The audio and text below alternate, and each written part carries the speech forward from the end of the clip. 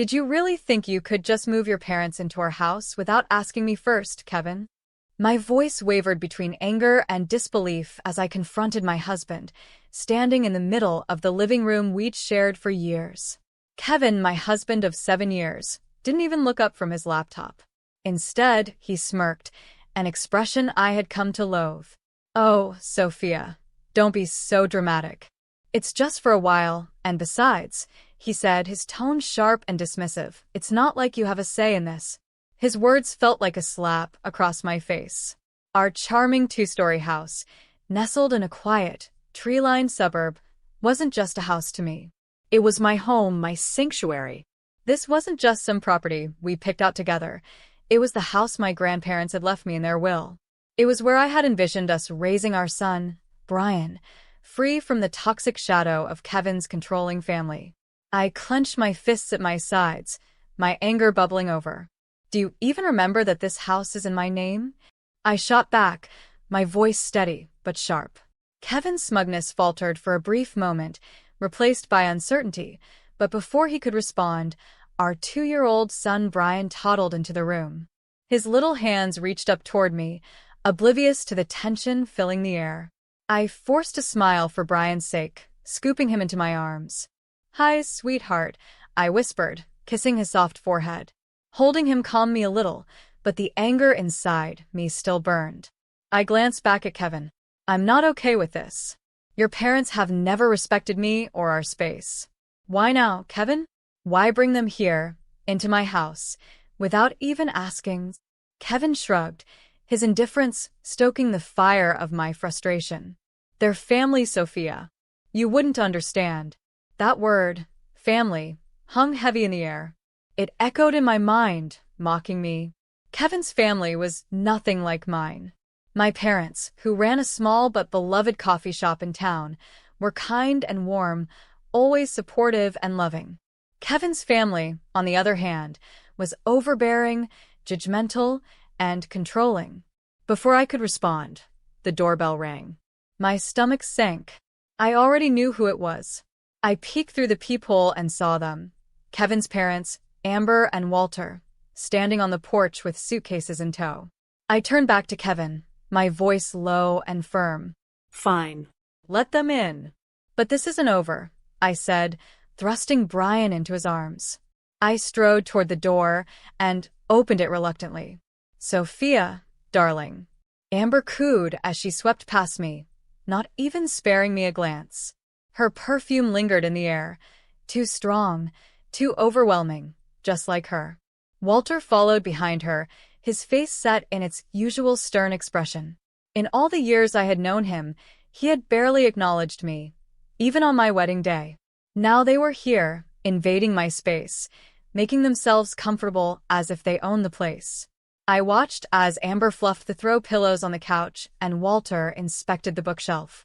They were already settling in, and it made my skin crawl. Something inside me snapped. I realized I was done being the polite, accommodating daughter-in-law. I retreated to the kitchen, my mind racing. This is my house, my home. I won't let them take it over. The following days turned into a blur of unwelcome changes. Amber wasted no time making her presence known. She rearranged my kitchen, criticized my parenting, and treated the house as if it were hers. One morning, as I prepared breakfast for Brian, she sauntered into the kitchen, peering over my shoulder. "Brian shouldn't be eating that, Sophia. It's not healthy," she said, her tone dripping with disapproval. I clenched my teeth, struggling to stay calm. "It's just cereal, Amber. He's fine." She shook her head, her expression one of condescension. "In our house, we believed in a proper diet. You really should learn." Her comments were like tiny needles, pricking at my patience. I wanted to snap, but I held back, for Brian's sake. Meanwhile, Kevin was no help. He buried himself in his work, completely ignoring the growing tension in the house. One evening, as I was putting Brian to bed, Amber barged into his room without knocking. "He's still not sleeping through the night? You must be doing something wrong," she said, her words hitting me like a punch to the gut. I turned to her, my voice shaking with barely controlled anger. "I'm doing the best I can, Amber. Her eyes narrowed, and her tone turned icy. Clearly, your best isn't good enough. Maybe if you had a real job, some structure in your life, you'd manage better. My hands trembled with frustration. This is my house, Amber.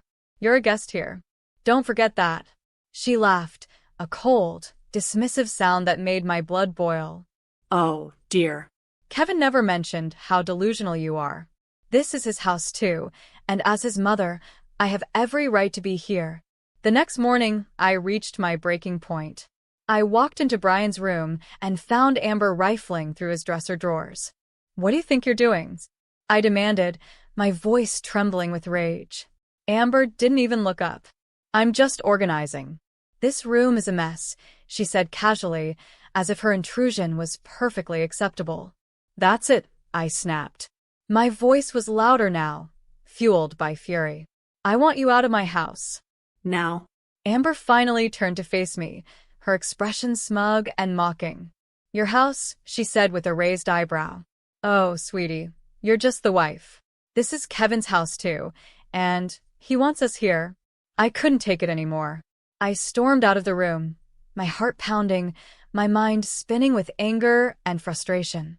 Something had to change. This was my home, my life, and I wasn't going to let them take it from me. My mind was a whirlwind of emotions, betrayal, frustration, anger, all colliding with the gnawing sense of helplessness I felt. Kevin's dismissal of my feelings, Amber's constant intrusions, and the way they both acted as if I didn't matter in my own home, it was suffocating. I was tired of being pushed around, tired of my home being taken over by people who showed no respect for me or the life I had worked so hard to build. That night, lying in bed, my thoughts raced as I stared at the ceiling. A plan started to take shape, small at first, but growing clearer as the hours ticked by. I wasn't going to let this continue. I had been accommodating long enough, too long, really. It was time for me to reclaim my life, my home, and the future I wanted for Brian. Kevin and his parents had crossed a line, and it was time for them to realize that I wasn't going to be their doormat anymore. The fight was just beginning, and for the first time in a long while, I felt ready. A few days later, Kevin blindsided me again during dinner, casually dropping another bombshell as if it were nothing. My parents need to stay with us longer, he announced, not even looking up as he shoveled food into his mouth. Their house is undergoing renovations. I froze mid-bite, feeling the heat of anger rush to my face. Longer? I said, my voice rising. Kevin, we never even discussed them staying here in the first place. He shrugged, still avoiding my gaze. It's just for a few more weeks. What's the big deal? I slammed my fork down on the table, unable to contain my frustration. The big deal, Kevin? The big deal is that your mother treats me like an intruder in my own home. Before he could respond, Amber, who had been eavesdropping from the living room, waltzed in with her usual air of superiority. Sophia, you're overreacting, she said, her voice dripping with condescension. We're family. You should be more accommodating. Her words grated on me, but I bit my tongue, unwilling to give her the satisfaction of a retort. That night, as I lay awake again, their voices replayed in my head, each word fueling my resolve. I was done playing nice. The next morning, I picked up the phone and called my brother, James. He had always been my rock, my confidant. The second I heard his voice, I broke down. They're taking over my life, James, I said, my voice trembling. I can't take it anymore. His voice was steady, reassuring. Sophia, you have to stand up for yourself. Don't let them bully you. It's your house. They have no right to make you feel this way. His words were the push I needed. After he hung up, I took a deep breath and started preparing for the confrontation I knew was inevitable. I began gathering evidence of Amber's overbearing behavior, the way she had rearranged my kitchen without asking, the disrupted routines she imposed, and her endless belittling comments about my parenting. By the time I was done, I had a list long enough to fill a notebook. The day of the confrontation arrived. I waited until Kevin and Amber were both in the living room, chatting as if everything was perfectly normal. My heart pounded in my chest, but I forced myself to stay calm. We need to talk, I said, stepping into the room. My voice was steady, even as my hands trembled at my sides. Kevin glanced up, surprised by my tone. "What's this about, Sophia?" I didn't mince words. "It's about your parents, Kevin. Their constant interference, their disrespect for my boundaries, it ends today." I held up the list I had prepared, my resolve unwavering. Amber scoffed, crossing her arms. "This is ridiculous. We're just trying to help." "Helps," I said, my voice rising. "By undermining me at every turn? By treating me like I don't matter in my own home?" Kevin shifted uncomfortably in his seat, clearly caught off guard by my outburst. "Sophia, they're my parents. We can't just kick them out." "No, Kevin," I said firmly, locking eyes with him. "They're guests in my home, and they've overstayed their welcome. Either they leave or I do. And I'm taking Brian with me." My ultimatum hung heavy in the air. For a moment, the room was silent, the tension so thick it was almost suffocating. I could see the flicker of realization in Kevin's eyes, but it was Amber who broke the silence. "You wouldn't dare," she hissed, her facade of control slipping for the first time. "Watch me," I shot back, my voice filled with a determination I hadn't felt in years. That night, Kevin's parents packed their bags. Amber shot me a venomous look as she stepped out the door. "You'll regret this, Sophia," she said coldly. But as the door closed behind them, I felt an enormous weight lift off my shoulders. For the first time in weeks, I could breathe. It was a small victory, but it was mine, and it was enough to keep me going. In the days that followed, the house was eerily quiet. Kevin's demeanor had shifted. He was cold and distant, his interactions with me minimal and strained. I threw myself into the joy of spending time with Brian, finding solace in his laughter and the peace of my reclaimed home. One evening, as Brian played with his toys on the living room floor, Kevin walked in with an announcement. "I've got to go on a business trip," he said flatly. "I'll be gone for a few weeks." "Fine," I replied curtly, not bothering to look up from the book I was reading. I didn't try to hide the relief I felt at the thought of his absence. After Kevin left, the house felt different, freer, lighter. I began undoing all the changes Amber had made, one by one. Rearranging the kitchen to the way I liked it, restoring Brian's room to its original setup. Each small task felt like reclaiming a piece of myself. But the true turning point came when I stumbled upon something I hadn't been looking for. One afternoon, as I tidied up the living room, I noticed Kevin's laptop sitting on the coffee table. He had carelessly left it open, and a series of emails caught my eye. Curiosity turned to shock as I read the words on the screen. The emails detailed an affair, an ongoing betrayal that cut deeper than any of his mother's insults ever could. Anger, hurt, and a profound sense of betrayal churned within me, threatening to overwhelm me. But instead of breaking down, I felt a strange sense of clarity.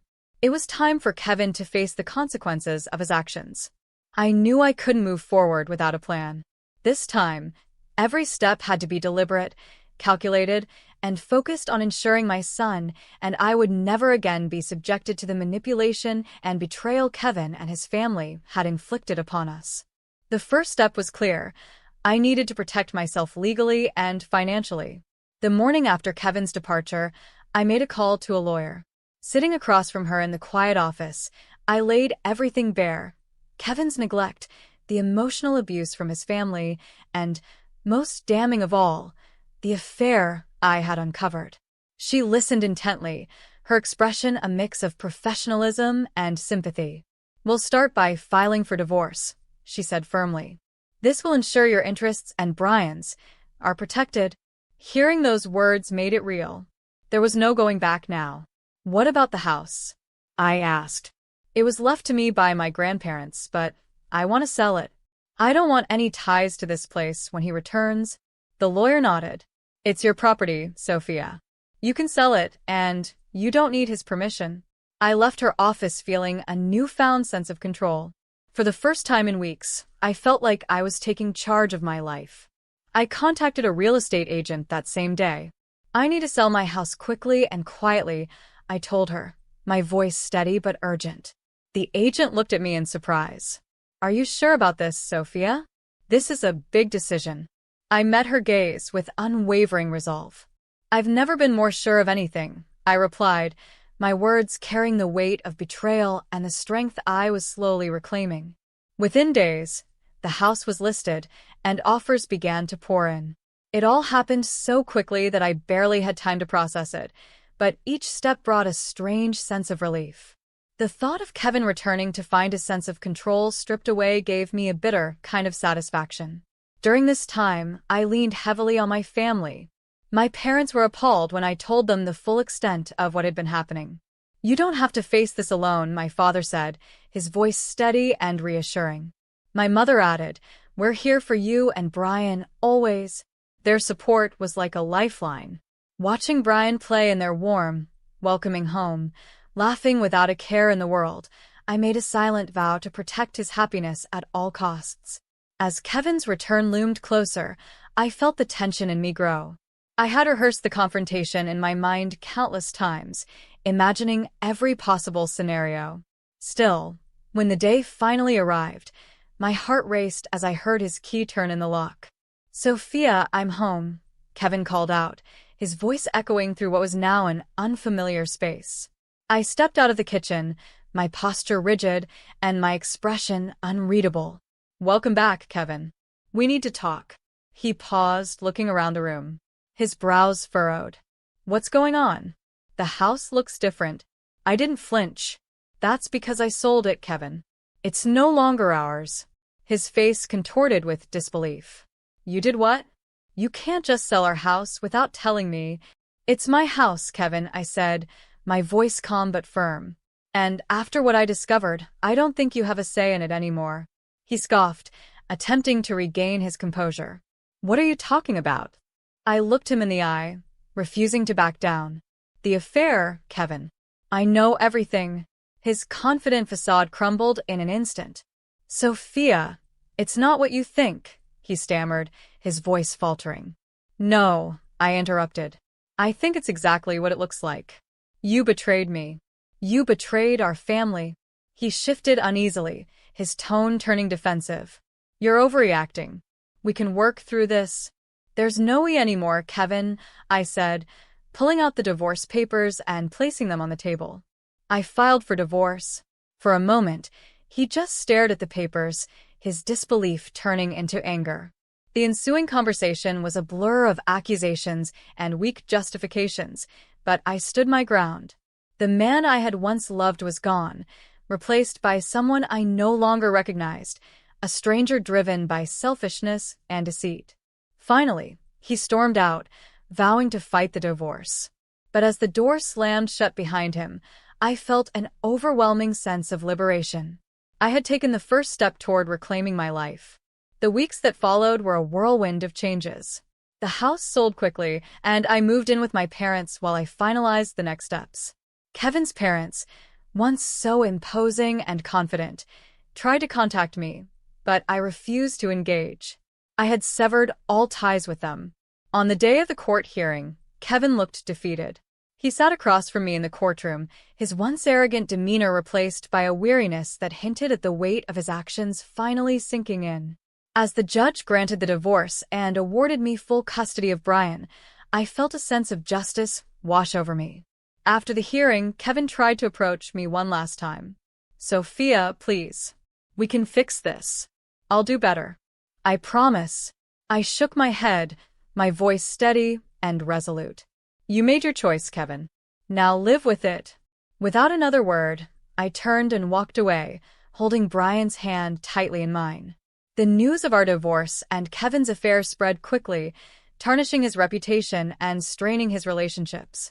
His parents, once so proud and judgmental, were now shunned by the same community that had once admired them. Walking out of the courthouse that day, I felt a strange mix of emotions: relief, sadness, and hope.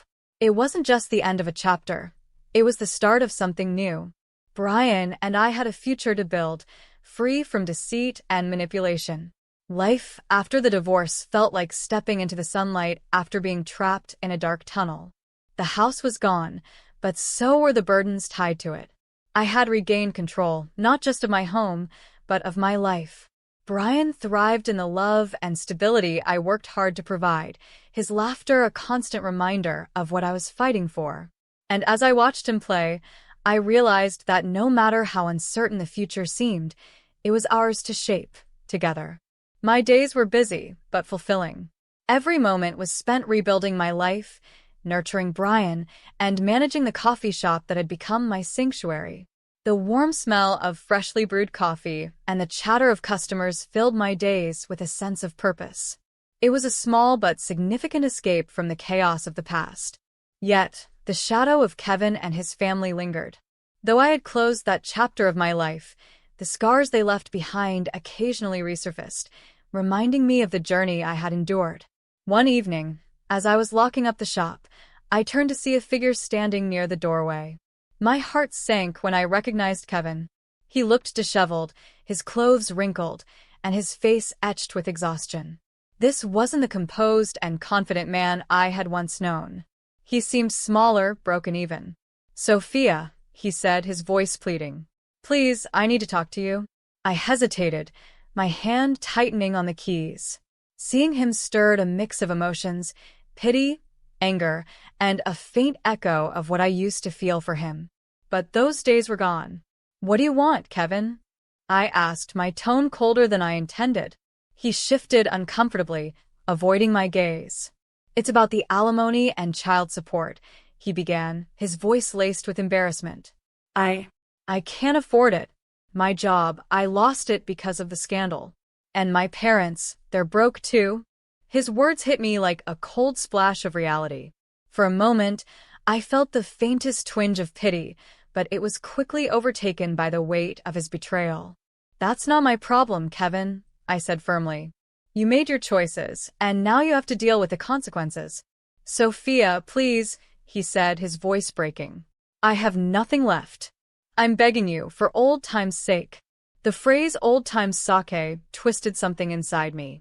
Memories of better days, days when I thought we were building a future together, flashed through my mind. But those memories were overshadowed by the pain and lies that had unraveled everything. "Old time's sake?"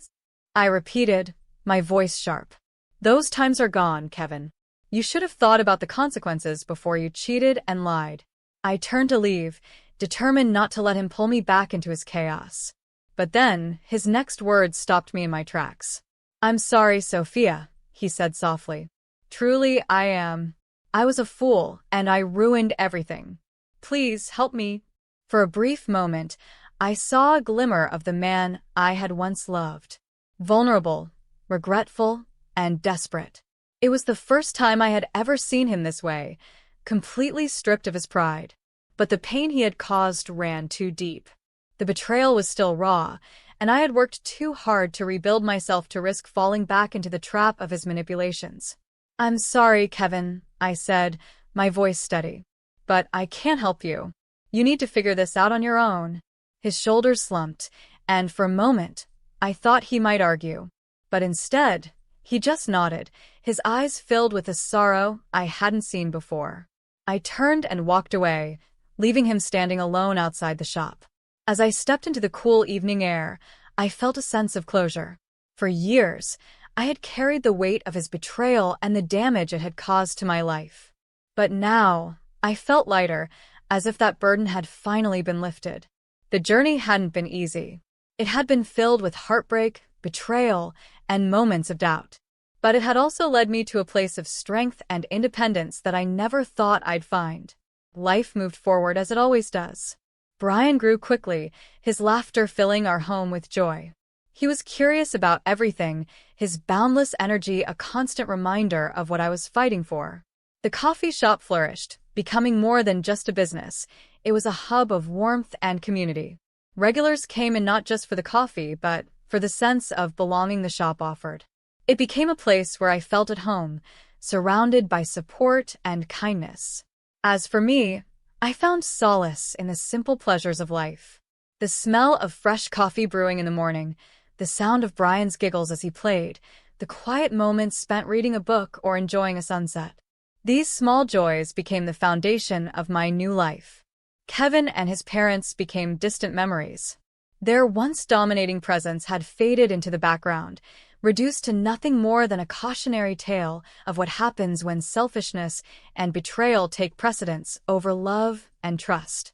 One evening, as I locked up the shop and stepped outside, I paused to look up at the sky.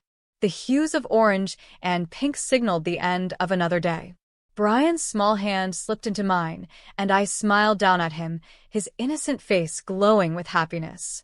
Our future was uncertain, but it was ours to shape.